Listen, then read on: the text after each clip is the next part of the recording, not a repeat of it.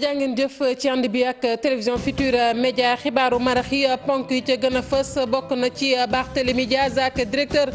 publication bu Dakar Actu ak yeneen ñaar ñoo xamante ne nag ci kër yéenekaay boobee la ñuy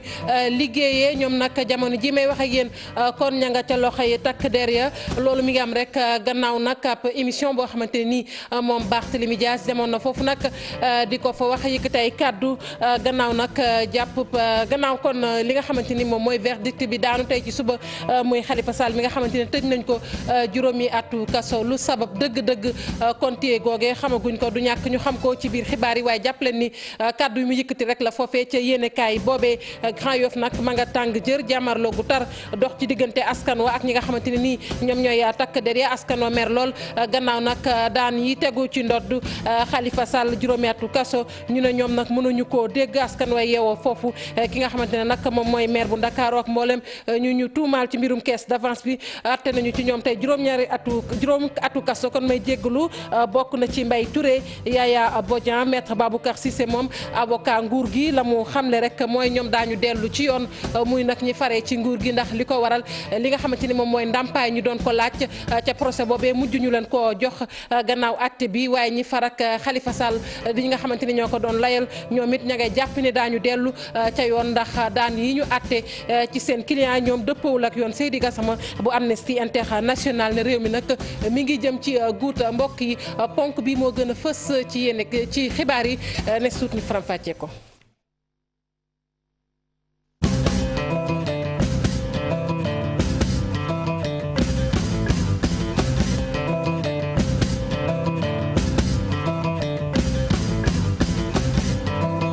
dalee nag jàmm ci xibaaru marax yi fële la ñu koy dooree ca Grand Yoff ak ni ma ko waxee sànq askan wa nag ak takk der ya ña nga doon jàmmarloo gu tar sax dañ fay fekk ji Habib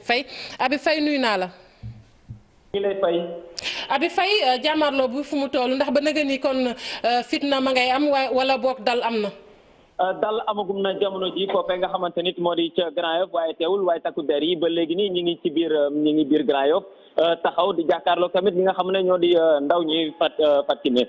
jàppal ne tamit loolu yëpp la ko sabab xam nañ ko ñun ñëpp moo di Khalifa Ababacar Sall mi nga xam ne tëj nañ ko ci kaso bi waa Grand Yoff nee nañ ñoom pare nañ ngir rek joxe seen bakkan ni ki tey ji jàppal ne ndaw ñi ak ñi di waaye takku der ñi ngi doon sànnantey xeer bu ñuy joxee lacrymogène ñi sànni ay xeer mag ñi ñoom génn nañ jaaxle ba sax amoon na benn kër boo xam ne commencé woon na fa tàkk mais yàlla def na ni mujj nañ koo fayaat ci saa si ba mujjul am kenn koo xamante ni it gaañu na ci Fatkine. ma ngoog ñu koy jaajëfal bu baax a baax Habib Faye doon jokkoog ñun foofee ci Grand Yoff wax naa ko léegi muy jàmmarloo gu dox ci diggante askan wi ak takk der ya foofee gannaaw nag daan ñu tegu ci kaw seenub njiit di Khalifa Sall foofee sax ca Grand Yoff la ñuy des ak ñooñu nga xamante ni nii ña ngi leen di woowee les Amazones ñoom nag mer nañu lool ñu féetee ca Grand Yoff gannaaw nag ba atte bi amee muy juróomi atu kaso ñoom ñooñu nag di jege ñaale Khalifa Sall nee ñu duñu dellu ginnaaw benn yoon ci xeex bi nga xamante ne nit ñi ngi koy xeex ndax tey jii la ñu gën a bëgg ci seen àdduna mooy Khalifa Sall nag daal di génn ba ñibbi ci ay mbokkam Aïssatou Paye Mohamed Dieng. njàkkare tiis ci Grand Yoff bi ñu yëgee daan bi ñu jël teg ko ci ndoddu Khalifa Sall waaye nag jigéenu Grand Yoff yi di woowee seen bopp Amazone nee nañu ñoom nag dañu ànd ak dal ñu ne nag tey la wàllu gën a ay. Khalifa Sall mooy suñu candidat tey Khalifa Sall mooy suñu candidat suba Khalifa Sall mooy suñu candidat gannaaw suba duñu daw duñu dayyi duñu découragé tey la ñu gën a gëm ne Khalifa mu ngi ci suñu biir affaire bi dafa nekk affaire askan bi yëpp affaire Sénégal yëpp affaire Sénégal parce que buñ paree ci Macky suñ paree ci Khalifa Ababacar Sall ci kan lañ jëm nañ ko def problème bi nga xamante ne problème mu askan bi la nekkul problème mu Khalifa Sall kese parce que politique moo ko lal mais politique bi day law parce que Macky Sall bëggul adversaire. ñoom jigéenu Grand Yoff yi nag ñu mer ba fut. Macky Sall dafa war a xam ne keroog ba muy tase ji ak Ablaye Wade di dem ci élection ya man mii Khalifa Sall daal tey ji sama mbagg sama kal la an laa sant koy voteel ma ne ko yow koo bëgg ma voteel ko mu ne ma voteel leen Macky Sall Macky Khalifa ko jàppale ba mu taxaw na fàttali ko loolu. Grand Yoff nag amul ku ragal amul kuy daw amul kuy tiit ñun ragalatuñu kaso ragalatuñu dee ndax rey nañu bu yàgg fi mu ne nii Khalifa moomu nag bu mu dee bu lu ñu si yokk itam mooy ne metti na lool situation bi nga xamante ne seen njiit Khalifa Sall mi ngi koy dund waaye itam duñu dellu ginnaaw benn yoon. Grand Yoff tey la ñu gën a gëm ne Khalifa Sall mooy seen candidat lépp lu doomu Grand Yoff mën rek mooy dinañ ko wan ne ñun li Nelson Mandela defoon la ñuy def ñoo faloon Macky Sall ñoo koy folli ñun doomu Grand Yoff bu soobee nabi dinañ ko daaneel jël bu ñëpp di coow ñun Grand Yoff ñoo ko faloon jàppale ko grâce à Khalifa Sall ñoo koy folli ci problème mu Khalifa Sall ci barke Seydina Mohamed. ñi tuddee seen bopp Amazone Grand Yoff yi nee nañu fi ñu jàppoon ba tey foofu la ñu continuer di jàpp. ma ngoog Khalifa Sall Mbaye Touré ba ci Yaya Bodian ñoom nag ñoo bokk daan ku ci ne juróomi atu kaso lanu la daan ki nga xamante ni moom mooy Fatou Traoré nekk nag trésorière bu GIE Tabax moom ñaari atu kaso nag lanu ko daan juróom-benn weer yoo xamante ni nii moom lay tëdd Amadou Mactar Diop ak Ibrahima Yatma Diaw ñoom ku ci ne ñaari atu kaso kon lañu la daan ak ci ñaari at yooyu benn at bi ci ngay tëdd maa ngi ko doon wax sànq ci ndoxteelu xibaar yi muy Barthélémy Diaz ak directeur publication bu Dakar Actu bi nga xamante ne nii fi mu ni may wax ak yéen di jamono ji nag ña nga ci loxoy takk dere ñoom ak yeneen ñaar yoo xamante ne nii ña nga ca Dakar Actu muy nag kon ñeenti doomu aadama yoo xamante ne tey jii ña nga ca loxoy nag takk der yi ndax Barthélémy Diaz moom ma nga woon foofee sànq am ay kàddu yoo xamante ne nag doon na ko fa yëkkati lu waral ñu jàpp ko kenn xamul lan la ndax dafa daal di kon laale kàddu yam fa yëkkati lu mu ci mën a doon daal moom Barthélémy Diaz jàpp leen ni kon ma nga ca loxoy takk der yi ni ngeen koy gisee ci nataal yi. Mangook mu nekkoon kon jàpp kii di Barthélémy Diaz ñu daal di des ba tey ci àtte bu Khalifa Sall ak li yoon daal di dogal nit ki tey ji juróomi atu kaso ci maire bu Ndakaaru boole kook juróomi millions yoo xamante ne ni da koy fay alamaan moom moomee nag di àttekat bi di Malick Lamotte tey ji nag la ko daal di fësal mu soxal nag caisse d'avance ba nga xamante ne ni moom lañ leen doon toppee moom Khalifa Sall ak mboolem ñu tuumaal ci mbir ma kii di Alassane Ba tey ma nga woon foofee ci tribunal. juróomi atu kaso yuñ ko daan ak juróomi million amende ñu teg ko Khalifa Sall ginnaaw dogal boobule daanaka saalu 4 bu palais de justice bu Ndakaaru yëngatu.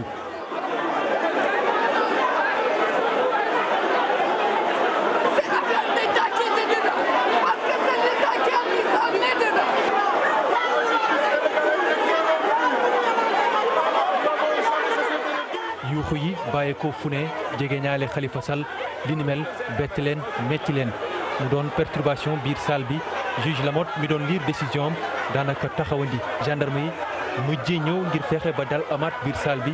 wante dañu mujjee évacuer kii di Khalifa Sall ak ñi ko bokk tuumandool ñu génne leen ci salle bi naka noonu nit ñi commencé jaxasoo juge Lamotte mu jot kon eggali lecture décision bi mu jël jëm ci dossier caisse d'avance bu mairie bu Ndakaaru ci tuuma yi nga xamante ni tudd na ko ngir jël décision bi ni mel bokk na ci ay njuuj njaaj jëm ci alalu askan wi faux en écriture de commerce mu doon téeméer ak fukki délit yi nga xam ne daanaka amal nañ ko ci diggante 2011 ak 2015 Khalifa Sall jël kon juróomi atu kaso ak juróomi million amende moom ak kii di Mbaye Touré Yaya Bodian juróomi atu kaso lañ ko tëj wante 500 000 francs amende lañ ko teg Fatou Traoré ñaari atu kaso wante juróom benn weer képp lay tëdd mu mel ni kon day ñibbi këram charge yi ñu teg ci ndoddam jëm na ci complicité faux en écriture de commerce Amadou Makhtar Diop ak kii di Ibrahima Yatma Diaw ñaari atu kaso lañ leen tëj wante benn at bi képp la ñuy tëdd mu mel ni kon ñoom itam dañuy ñibbi seeni kër Ibrahima Touré ak Mamadou Oumar Bokoum ñoom juge bi da leen bàyyi bu ñu xoolee nag lu jëm ci délit yi ci mel ni association malfaiteur blanchiment capitaux tribunal bi dafa teggi seen ndodd tuuma yi ni mel juge Lamotte daal di débouté itam nguuru Sénégal ci sàkku ji mu doon sàkku ay réparation exception yëpp itam daanaka juge bi da leen rejeté wante mu mel ni xeex mi ci wàllu yoon jeexagul ñaari parti yëpp am nañu possibilité def appel mu mel ni ñoom itam jël nañu décision def appel ci biir tribunal bu Ndakaaru itam teew ci ay acteurs politiques yu bëri ay jegeñaali Khalifa Sall ay député naka noonu ñoom ñëpp ñëw ngir andi seen jàppanal kii di Khalifa Sall ak i ñoñam décision juge Lamotte mu mel ni kon ab décision bu rëy la jur ci ñoom boo xoolee sax ni ki ci suba bi ñëwee ñu bëri doon ragal ñu daal di renvoyer délibéré bi ndax grève bi nga xamante ni syndicat bu SYTJUST ñu ngi koy amal ci jamono ji wante tribunal bi daanaka mu mel ni jëloon na ay dispositions ab gendarme bi ñuy duppee Ibrahima Mbaye moom la ñu tabb def ko ab greffier ad hoc mu toog ci place su greffier yi boo xoolee nag ci suba teel de disposition bu rëy ci jëm ci wàllu kaaraange la ñu teg ngir fexe ba kaaraange gi mat ci tribunal bu Ndakaaru.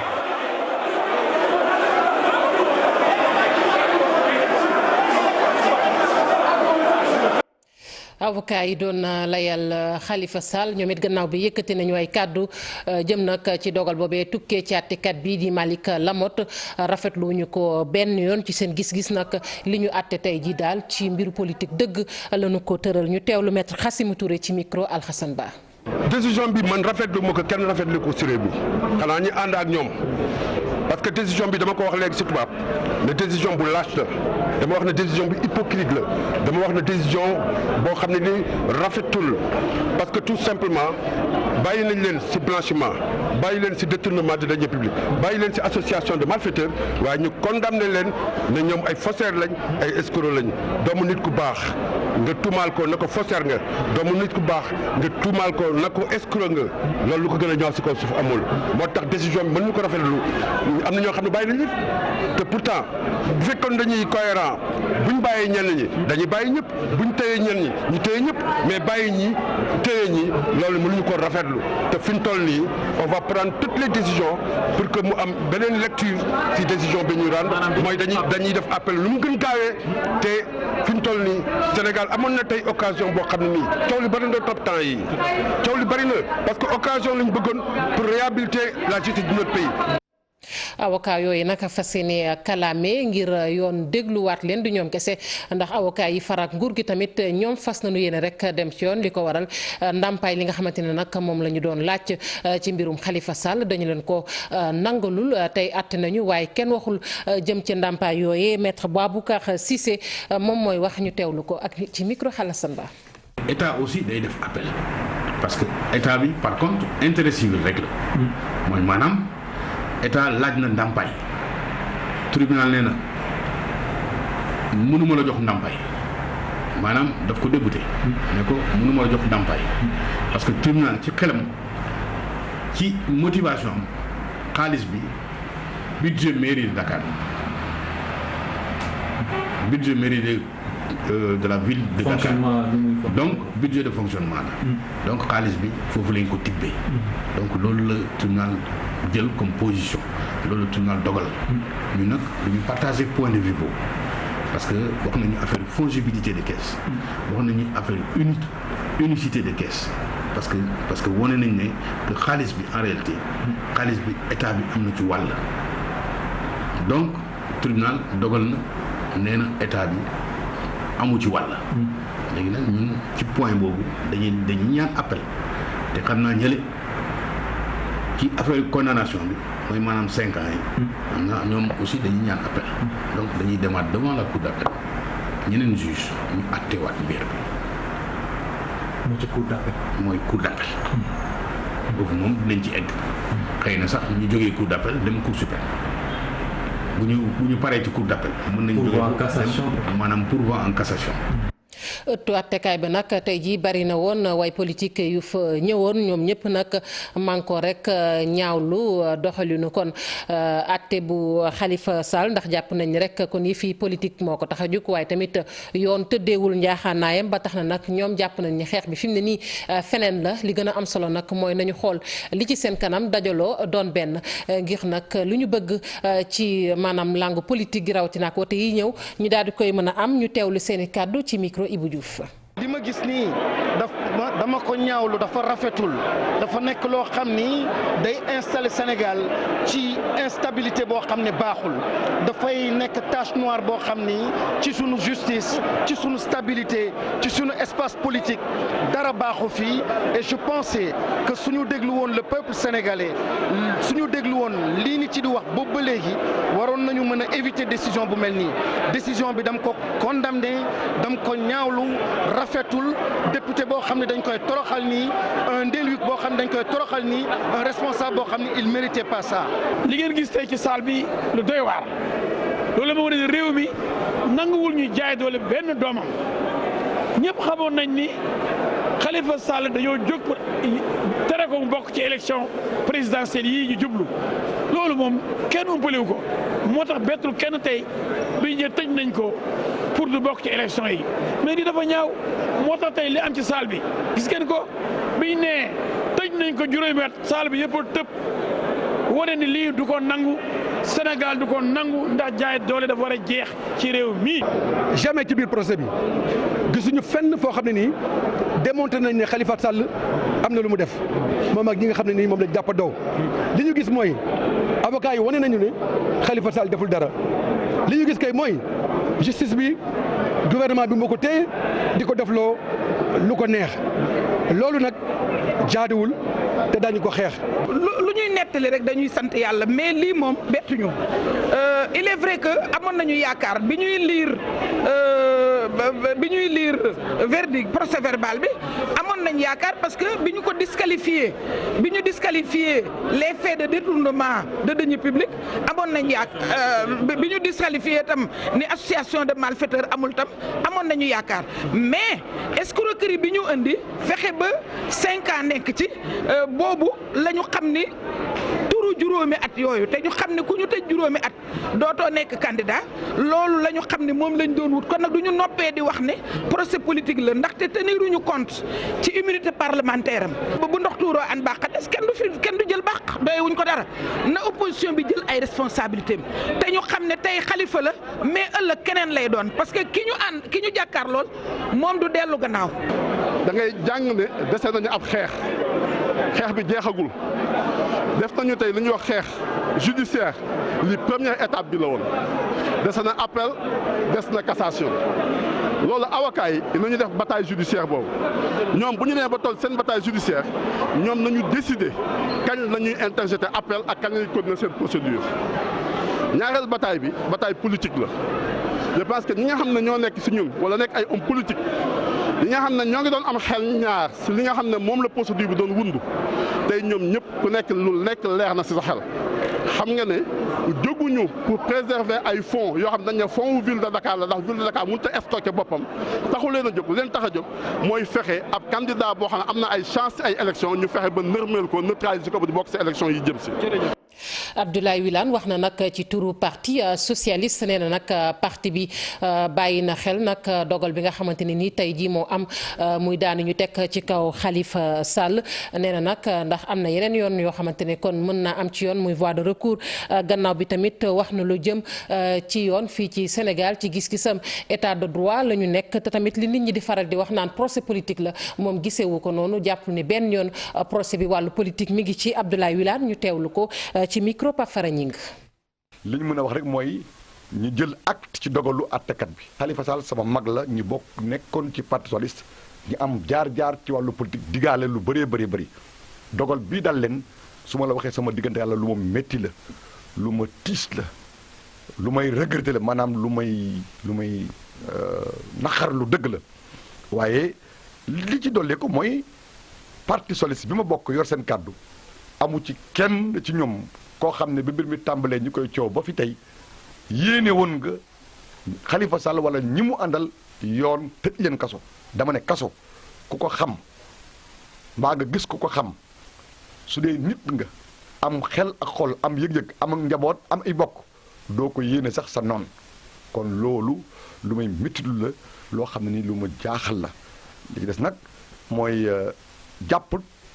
pas-pas bu wër ne nañu fexe ba Sénégal nekk des di doon di ko wéy di doon état de droit.